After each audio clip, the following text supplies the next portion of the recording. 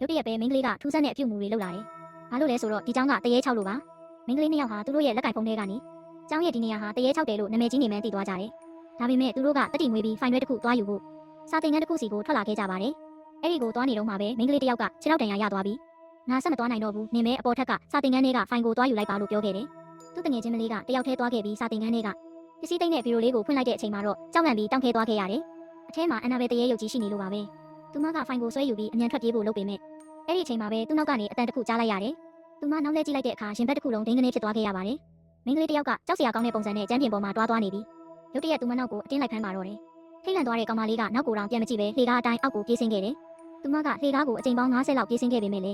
ထူးဆန်းစွာပဲမူလနေရာကိုပဲပြန်ရောက်နေခဲ့တာပါ။သူမဘလောက်ပဲစူးစမ်းပြေးပါစေအောက်ထက်ကတငယ်ချင်းစီကိုမရောက်နိုင်တော့ပဲမောပန်းနှွမ်းနေပြီးလဲကျသွားခဲ့ရတယ်။အဲ့ဒီအချိန်မှာပဲခြောက်ချားစရာမိန်းကလေးကသူမစီကိုတဖြည်းဖြည်းတိုးကပ်လာပြန်တယ်။ကြောက်လန့်နေတဲ့ကောင်မလေးကအဲ့ဒီတရေမရဲ့မျက်စိသူငယ်အိမ်တွေရုတ်တရက်ပြောင်းလဲသွားတာကိုထိုင်ကြည့်နေခဲ့ရပါတယ်။တငယ်ချင်းဖြစ်သူရဲ့အော်ဟစ်တန်ကိုကြားလိုက်ရတဲ့အခါဒဏ်ရာရထားတဲ့မိန်းကလေးက